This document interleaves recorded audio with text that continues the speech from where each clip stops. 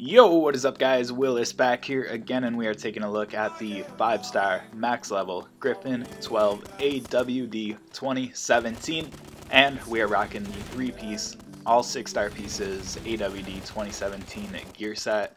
So let's jump into it here. We finally got some ranked matches going down, so this is going to be a lot more competitive, a lot tougher compared to previous reviews and videos that I posted recently. So back to the good old grind. I love doing reviews in ranked. I think it's much more accurate, really depicts the weapon and what you can really expect when you're in some more intense competition. Although that being said, I don't think anything got too crazy here. That guy, I don't know what he was doing. He was staring us down. Maybe he couldn't find his fire button, like always happens to me, but gotta love those touchscreen controls. There's a good kill. Got some good range on that one. He must have been pretty damaged. The GRIFFIN-12 definitely does not have that much range, although it does pull off some shots like that one, like that kill we just got there from time to time. So it's not a bad gun. I'm not blown away by it. I think maybe the Hadron version is better. I don't know. Let me know in the comments below. I didn't really build the Hadron. I think I had the 4-star maxed. I think I posted a video on that. I can't even remember. I should probably know that, but let me know. I know a lot of you guys out there built the Hadron. You know, I didn't really end up. I don't have any Hadron weapons except like a DMR-17 at this point. I think I burned them all in the AWD Combine event, which I do not regret at all. But I don't really have any Hadron weapons to compare stuff to, so I'm not really sure. I feel like the Hadron GRIFFIN-12 would be better than the AWD2017. I think it's a viable gun. It's not bad. Obviously, the skinned edition is going to be better than the non-skinned edition. So I'll take it, I'll build it, I'll add it to the collection, and I don't know. I don't know what to say. You know, I think it's good. It's just, it's nothing exceptional, and I don't know. I think there could definitely be some better gear setups. I think, like I said in past videos, I did wear this gear set already in at least one video by the time this one is posted. And so I think this gear makes a big difference. There's the Hadron, by the way, but we have amazing defense. We have decent portability, although we're not hitting our run animation with the GRIFFIN-12, and I think portability is like 600, so it's not bad. It doesn't have bad portability, so it's definitely a concern, especially with a shorter range weapon.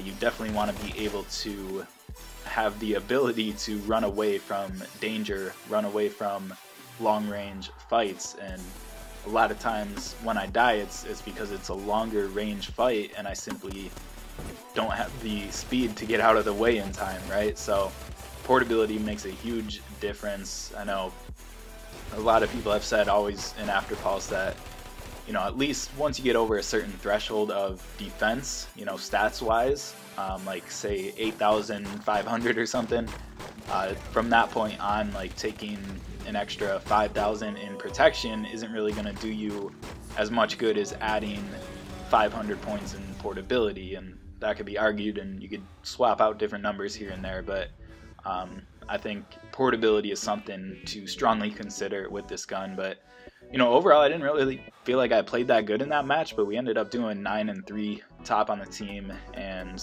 can't complain. Let's see how many points we got here. So plus 10 there in ranked. We will definitely take that, slowly moving up the leaderboards. I still have yet to get a chrome weapon in the new respawn version of Afterpulse, just because it's been so hard to find ranked games. But I think I'm starting to find the active times and starting to jump into a few matches. So there's the stats on the 5-star max. I'll show you the Kia-4-2 AWD2017 while we're at it. I got this guy up to level 14 out of 30, and I think it's my only 5-star, so we won't be evolving that anytime soon unless I happen to pull one from a crate. We will be evolving the GRIFFIN-12 at the end of this video into the 6-star, and then I think I have another 5-star. I might have a 4-star, 1 or 2 4-stars, so I think we'll probably make the 7-star eventually. I think we'll have enough pieces, but there's a good spin at all of the 6-star AWD2017 gear pieces. The 3-piece set that we are rocking doesn't really make the most sense, particularly for shotguns, but it's definitely not a bad gear set. I think kind of what I was getting at in the last match is just I feel like there's some better options out there. I think one of the biggest downfalls of the Griffin-12 is the slow reload speed, and this has a magazine reload, so you reload all your ammo at once basically, as opposed to like the Kia or the Hydra or whatever else that has the shell reload.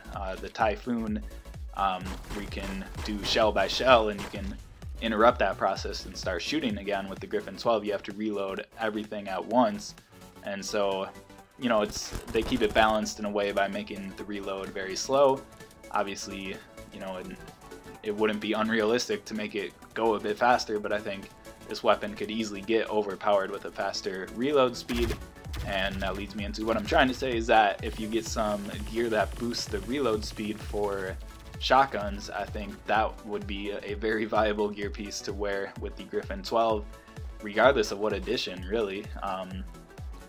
But, you know, at the same time, like I said, this is not a bad gear set. With the 2-piece set bonus, obviously we get some great defense, and with the 3-piece set bonus, I'm pretty sure we get a boost in range and we get a boost in rate of fire. They are kind of small boosts. I think it's like 10% and 3% respectively.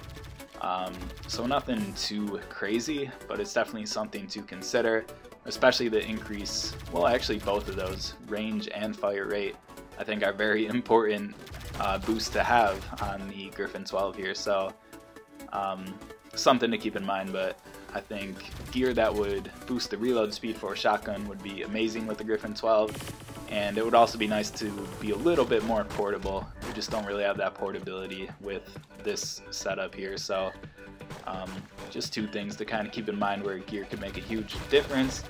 That said, we're not doing amazing, but we're not having trouble at all competing here in ranked play, going against Tyrant Praetorian gear, Tyrant Trojan gear, whatever the 5-star set is called.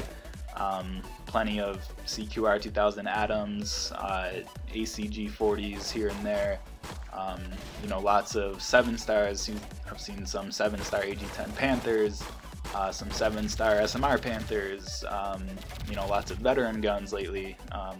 You know, just seen a bunch of good stuff in ranked and casual as well. But like right there, Smiley 9. That guy was zipping around so fast. Speaking of portability, he's rocking the no headgear, and he's got the 2-piece Halo set, Halo Specialist. I think it was the 5-star set, which is handgun gear. So that could be a pretty good setup, actually. I would love to try that out someday, but I do not and will not be getting the Smiley 9 anytime soon. But pretty interesting. That's where, you know, portability, some extra portability would help. We might be able to run away a little bit more. There he is again, running up on us very quickly. There's almost nothing we can do there unless we happen to stun him, or I don't know. I mean, obviously there's different ways I could play. I do have my Kia on my back. I could pull it out a bit more and try to stun people with the first shot and then finish them off with the Griffin-12. That could be an interesting strategy, but I just really wanted to focus on the Griffin-12 exclusively and kind of see what it was capable of. So there's a pretty realistic match in ranked 7 and 5, second on the team. You know, I wouldn't expect anything too crazy from this gun, but I would expect to be able to compete with it. So I think that's kind of where I stand with the Griffin-12 and the AWD2017 in particular. So hopefully that makes sense. Maybe that helps you out. Maybe it doesn't. Let me know in the comments below. Drop a like if you enjoyed it. If you want more Afterpulse videos, especially weapons reviews like this.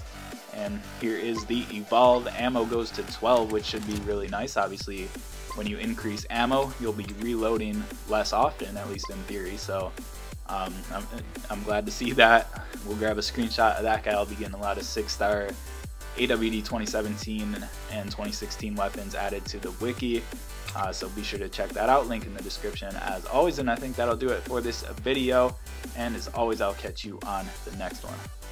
I want to give a quick shout out to one of my partners here on Gaming Willis. If you go to bit.ly/OPCXGamingWillis, link in the description. As always, you can check out their selection of chairs. They make some really awesome high-end stuff, and it's about half the price of a lot of the other competitors out there making similar chairs. Be sure to check it out, use the link in the description, and let me know what you think.